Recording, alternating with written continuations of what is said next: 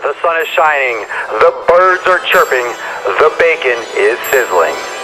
Welcome to the Daily Swole.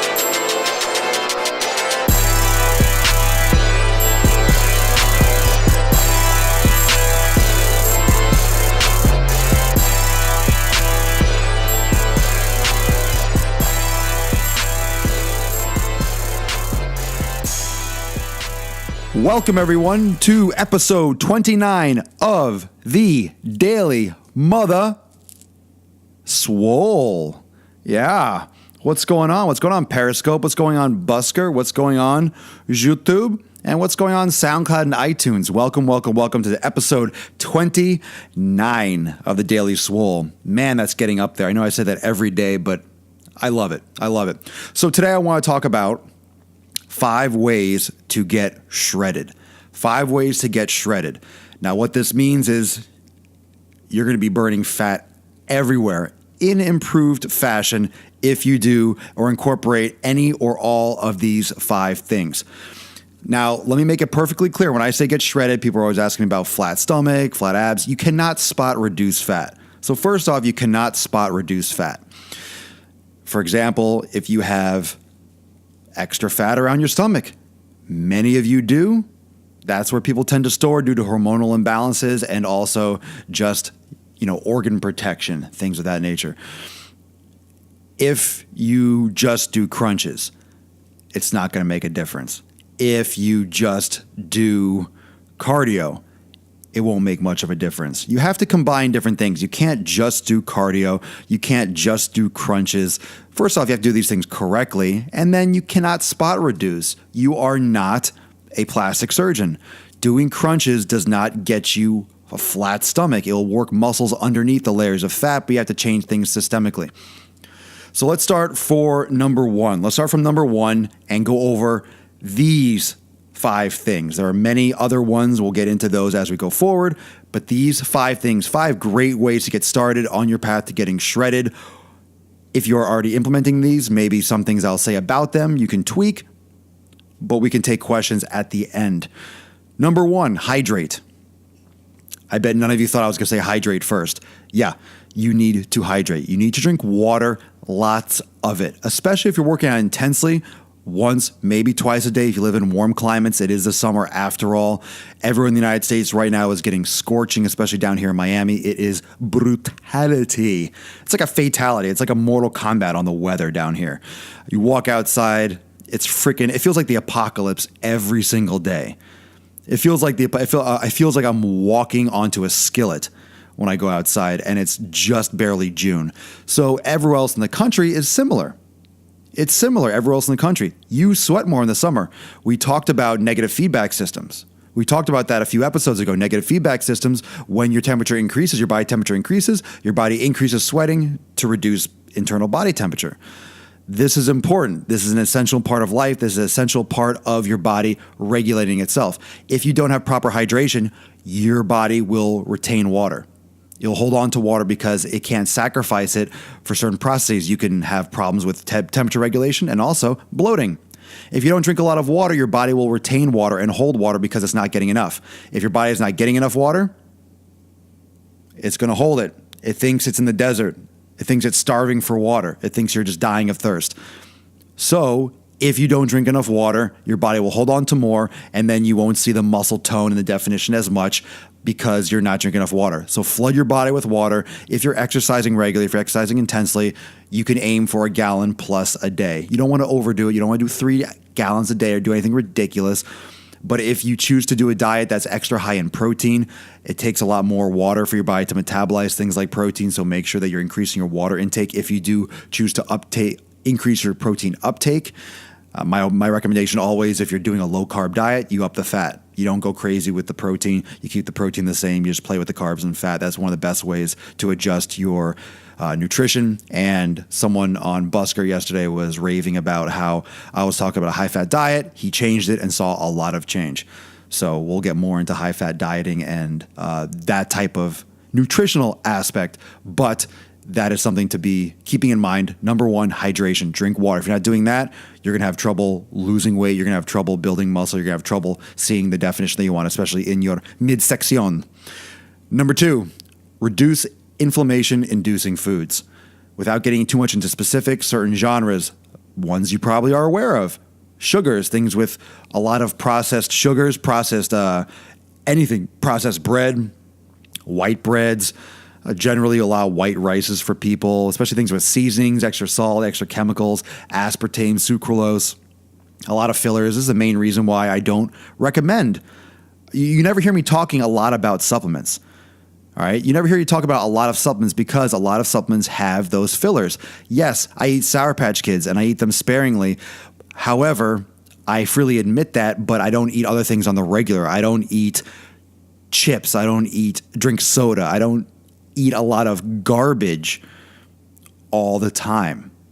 Okay, these are things that are bad for you. I don't talk a lot about supplements. I will be doing some exposés on supplements moving forward, ones that are very minimal with processing, ones that are very minimal with fillers, things that are beneficial for you to take that I would recommend, that are good options, because sometimes those supplements are beneficial. They can be beneficial for you, but a lot of them are processed. A lot of them are highly processed. The machinery could be questionable that they're produced on. The volume could be questionable. The ingredients, the fillers could be questionable. So that's another form of processing. It's not just foods. It also comes down to supplements and a nutritional aspect. Milk-based products. Milk is generally an inflammatory. It's also very acidic. There are a lot of foods that are acidic. Meat's acidic. A lot of things are acidic. Doesn't mean it's bad, but milk, the combination of the pasteurization, which kills all the beneficial bacteria, which denatures the proteins because of the heating process of pasteurizing milk. Not to mention, it is food for a baby cow, not a human being. And I mentioned this before, that not only is milk, the cow's milk for a baby cow, but we're humans. We don't even drink human milk. We drink milk from our mothers or human milk for maybe a year or so. And then that's it. So even our own species, we don't continue to drink milk for a reason, because we get more nutrients for other whole foods that are more beneficial to our rapid growth as we get older. And then we just don't need milk anymore, especially pasteurized milk. So I'm not going to get into the whole raw pasteurized milk argument or conversation, but milk is an inflammatory food on a cellular level. And anytime there's inflammation, there's retention. There's retention of water. There's retention of elements that can bloat you. And you talk about billions and trillions of cells, all of them being inflamed, for example, you could see how that would affect processes. When there's inflammation, you could have certain gaps that are normally open in cellular membranes that are closed because of the puffiness of elements in the cell. So cells don't, let's say, transfer nutrients or diffuse properly, or osmosis doesn't occur properly. So you have, whenever there's inflammation, temperature's too high or low, when there's issues, the body processes start getting affected. There's so many different ones, it's hard to just nitpick and say, oh, this will happen because this will happen. It depends on the situation, depends on the person, but there's certain generalities that will occur when you're eating higher inflammatory foods, and that comes down to all those processed things. Hold that question. That's good. Oh, that's a good question. Is almond milk okay? It would be better. It's a better choice. But look at the ingredients on the back of almond milk. You do have other fillers. Sometimes you have sweeteners if you're getting vanilla, if you're getting different products that are put in the almond milk. So it depends on the type of almond milk. But I would recommend almond milk over regular milk, yes. I would recommend making your own almond milk. You could look that up and make your own. Yeah, it's a process, but then you don't get the other stabilizers and fillers that they put to make sure it stays good on the shelf for weeks and weeks and weeks and weeks at a time. Just my thoughts. I don't bother with almond milk. I know some of you may eat your cereal or do certain things. We all have our vices. There are certain foods that are better than others. There are certain foods that will affect people different than others. And you might be able to eat a bowl of Raisin Bran and be fine and get your goals. That's fine. That's your life, and you found what works for you. In general, though, when I recommend certain foods, when I say, oh, you should eat this, you shouldn't eat this, you should do this, but you shouldn't do this, the reason is because people are coming to me. You're asking me, I'm having trouble losing this. I'm having trouble. I want a certain result. So I'm going to give you the straightest path to get there. I'm not going to say, oh, well, you can have a little bit of this cereal. You can have a little bit of this bread. You can have a little bit of this and milk, because then I'm just potentially and most likely affecting your path to get to your end result, especially if you're doing those things already and you're not happy with the results. So I'm going to be very honest and I tweak the things, but I will give you the straightest, most direct path that I can see in your foreseeable future that I can lead you to. And the first thing that would be all those processed things, cereals, milks, boom, just wipe them off. You want results? Those things are usually allergens, or usually people just reacting poorly to those foods in general. Some people can get away with milk. Some people are severely lactose intolerant. So there's different degrees all along the platform, all along the pie chart. And you might not know where you fall until you start eliminating it. And sometimes you eliminate it, your body let's say you're allergic to it or you're getting inflammation from it. You eliminate it and you start seeing results, start feeling better. Then you try to have it again and your stomach blows up because your body finally is leaving that new normal that you created for getting inflamed. Your body will adapt to being inflamed. You just get used to that feeling. You don't notice it, but then you go off certain foods and you add them back in and you realize you're allergic or you had an allergic reaction to it the whole time. You just got used to that allergic reaction. And that's really an eye-opener for a lot of people when they realize how important nutrition is and how important or how much of a big deal it affects their life. When they stop feeling aches and pains, they stop feeling sluggish, they stop feeling drained all the day just because they stopped eating eggs or they stopped eating milk or they stopped eating whatever it is that's bothering them. So you can start eliminating things from your diet and then get a better idea of how your body reacts. And the more you know, but you got to try it. There are certain things like blood profile tests that can identify certain things in the body and in your blood and in your coding that will react to certain foods through a test, but that costs money and a lot of people it's prohibitive. So you could ask me more information on that. I can send you some information, but that's up to you. Weight training. And I have here, in my mind and in some notes, total body. And that doesn't mean you do total body weight training every day, but total body means you work your entire body. You don't forget legs. You don't forget arms. You don't forget calves. You don't forget quads. You don't forget anything. You work weight training. And you can look in one of the previous Daily Swoles called training splits, depending on your schedule, depending on your goals, depending on your experience, depending on your time available to work out per week, depending on your time available to work out per day, will determine what your weight training split is. But you need to be doing weights. Lifting weights, doing heavy resistance training will promote muscle growth, will utilize more calories, will utilize more fat, more stored energy that you have in your body, aka shredding up more fat. And if you work muscles throughout the entire body, you create a greater systemic need for calories, aka increasing your metabolism, and you'll burn more fat throughout the entire day, including the areas around your stomach, which most people are focused on, which is kind of like our main topic for today. Sprints. I'll put a big asterisk next to this one because sprints are great. Sprints are great for really activating, getting that high intensity, interval, anaerobic threshold training. However, a lot of you should not be doing sprints because you have compensations and it could be a risk, especially for hamstring injuries or Achilles injuries or just groin pulls, things of that sort. So you can start with your interval training if you wanted to do something on a Stairmaster or one of those step mills. You could do it on a treadmill. You could do it on an elliptical machine. But you do periods of high, very high intense movement where you get your heart rate up to maybe 85 to 95% of your maximum heart rate for maybe 20 to 30 seconds, maybe upwards towards like 40 seconds to a minute, depends on your ability, but generally 20 to 30 seconds. And then you do a period of maybe 4 to 6 times that rest. So you go really hard for 20, 30 seconds, and then you tone it back down.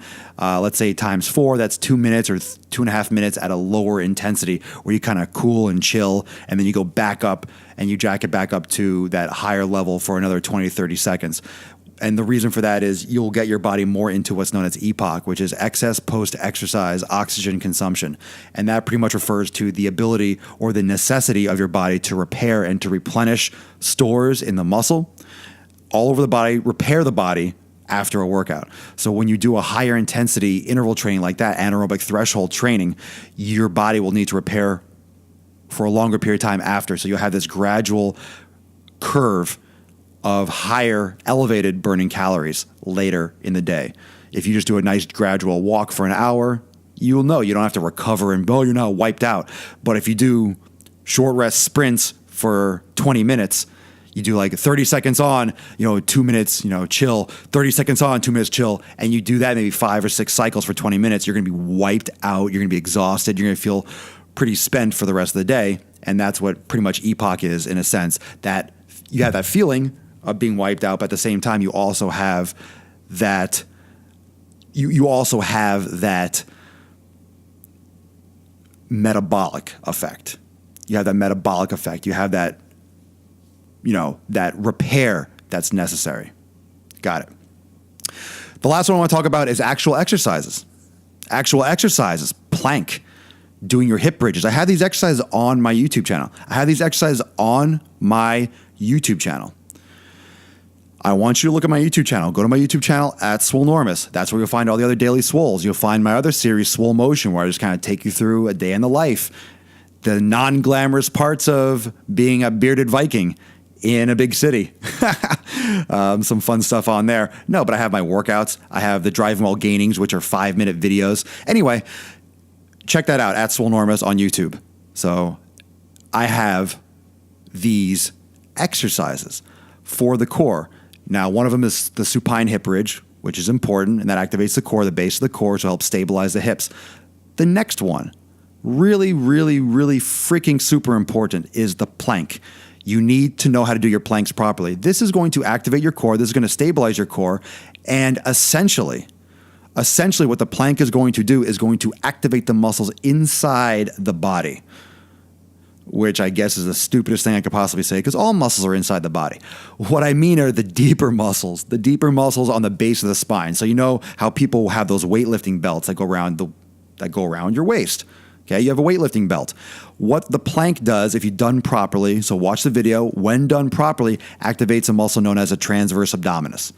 The transverse abdominis, more commonly referred to in layman's terms in the fitness community as the TVA, and I'm sure a lot more people don't refer to it as a TVA as I anticipate, unfortunately, but the TVA is activated by doing a plank properly. For example, sucking the stomach in, squeezing the butt, and tucking the pelvis under a posterior pelvic tilt, and I explained that in the workout video.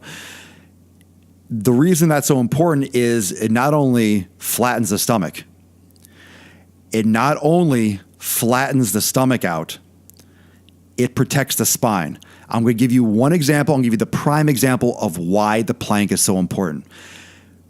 You're building, if you live in the country, you have a basketball hoop in your driveway and you put it in yourself, or you know how a post goes into the ground. Let's say you dig a hole and you put a basketball hoop, you put a big metal pole, heavy, and you fill it around with sand at the bottom. You put sand in the bottom. It's going to fall. You're going to take 2 shots. That thing is going to start slanting, tilting over, and it's going to fall down completely eventually. Or it's going to be tilted like all retarded for a while until you fix it and put it back up. When you have a strong transverse abdominis, when you have a strong waistline, when you have a strong base, that's like pouring cement. That's like pouring cement in the ditch. That's pouring cement and making it rock solid. That's what you want from your transverse abdominis. The transverse abdominis contracts. When you suck your stomach in, trying to make your waist tiny, let's say you're putting on skinny jeans, not pointing fingers. Skinny jeans are popular. Don't deny it. They're back, baby. Skinny jeans are back. You're sucking your stomach in to put on those skinny jeans. You are activating your transverse abdominis. When this muscle is tight, it pulls the waistline in. That's why people can have abs and not have to suck their stomach in. Well, how does he have such a flat stomach? Well, you can have abs because you have less body fat and you can have kind of like a bulging stomach. But that nice, tight, compressed stomach is going to give you that flat washboard look, and it's also going to be compressing your organs around the base of your spine, protecting your lower back. Crunches are not going to protect your lower back. That's a core movement muscle. That's actually, if anything, if you have a weak spine, you have weak core, you're going to injure yourself by doing crunches. Why do you think a lot of people have back pain that do crunches every day? Oh, I do 500 crunches every day. Good luck with that shit. Good luck. You do 500 crunches every day. Show me someone who does 500 crunches every day that has abs. That's not like an MMA fighter and is just doing everything else properly too. If you're struggling with your midsection and you're doing 500 crunches, stop doing 500 crunches. That's a number. If you're doing 500 crunches, you ain't doing crunches correctly. I'll take out a ball and show you the proper way to do crunches. Bet you can't do 10 the way I want you to. And that's not me making it really uncomfortable on purpose. And my point is not to exaggerate, not that you wouldn't be able to do 10, but you would be feeling it. And in the back of your head, you're going to be thinking, oh my God, I've been wasting my time all these years, doing 500, 1,000 crunches. Don't think about mobility. Think about stability. Think about stability in the core and doing your weight training, hydrating, cutting out the bullshit foods, and maybe even adding some kind of intervals training for sprints. That's a hell of a program right there. That sounds like that's a whole program right there. You can break it up in many different ways. You can break it down. There's a lot of different variety there, but that is a hell of a lineup of 5 ways where you can get lean. And we're not talking about just like, oh, I want to get abs. We're talking about getting shredded and lean everywhere, all over your body. Okay? This is great for women. Planks are great for everyone. Plank is a beginner exercise. It's an intermediate exercise. You can make it harder. It's an advanced exercise. You can make the plank challenging by going single leg. This is great for women who just gave birth postpartum that need to tighten up their stomachs, need to, maybe have damaged soft tissue that need to be strengthened. This is great for stability. After a pregnancy, you have a weak spine. You had a lot of load on the front of your body. You have to repair. You have to be careful. You don't want to have back problems the rest of your life. You have to kind of do rehabilitation.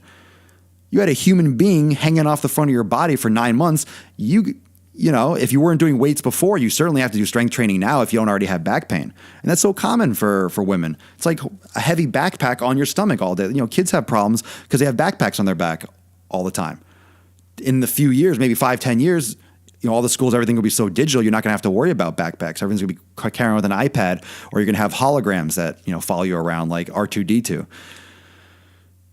Kids aren't even being in school anymore because of all the shootings. You're just going to have virtual reality school. A teacher's going to sit there and preach and blah, blah, blah. It's going to be interactive. You're just going to sit. Kids are going to be at home with holograms and everything, with all their friends in a virtual classroom. You already have that. 5 years. They already have that. So my point is there are many different applications. Applications for women, applications for advanced, weighted, single leg, unstable surfaces. Planks are number one. Even the ab roller. And I'll finish with this, the ab roller exercise. The wheel, that is the cheapest. Man, I wish I invented that. And that is not for the average person. I really need to do a video on how to do that properly, because even people that look like they know what they're doing, that have abs, don't do it right. It's like a dynamic plank, and it's fantastic. You do the ab roller correctly, it'll tear you up really good. Or it could tear you up really bad. Or you just don't get any use from it. And that's another one where if you're doing like 30, 40 feet, you're doing it wrong. You're doing it wrong. You do it properly, you're not doing that many of those ab rollers. That is a very simple tool. It seems like a cheap piece of like as seen on TV, crappy weight gimmick. Ab roller is sick if you do it correctly. It's sick. And it's like $10. You probably get it for like half that at Walgreens or CVS or Sports Authority. Those are just one of the cheapest pieces of equipment. And it's the next level up from doing it's a challenging exercise, coordination wise. So something to think about. All right. Well, I will stay online for a couple minutes after if anyone has any questions. I don't see anything popping up right now. I think I'm just laying too much of a smackdown.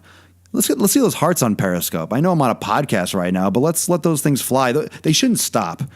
Every time I do the Daily Swole, here's what I want. Every time I do a Daily Swole and you're on Periscope, come on, what do you think? Just come on. Yeah, there you go. I'm seeing different colors. I want everyone jumping in on this bandwagon. I'm getting to those 1 million hearts. It's June. Here's the goal. We talked about this last night. This is funny. This is just completely. I probably couldn't be more off topic. Aside from the fact that I'm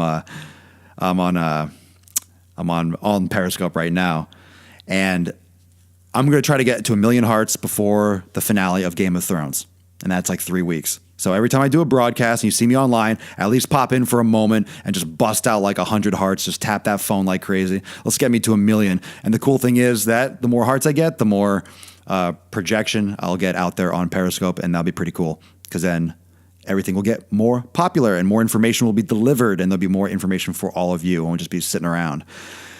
Now, intervals for planks. I just got a question. Intervals for planks? That's not really the right word. Planks are just, you're holding an isometric. So you don't really do intervals, but let me explain how you could think of it as intervals.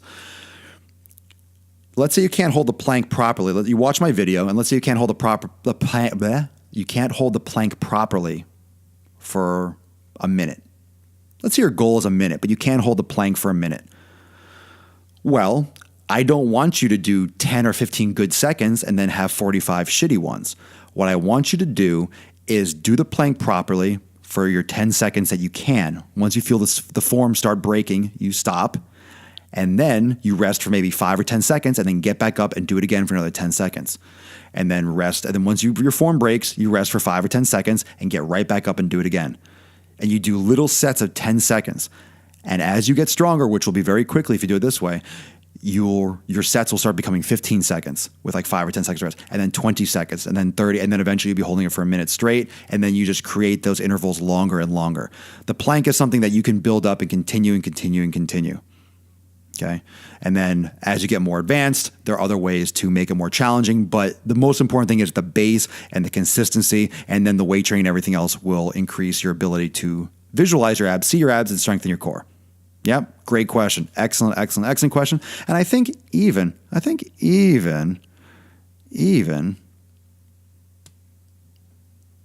amazing answer. Love me some planks. Walk the plank. Oi, like a pirate lot.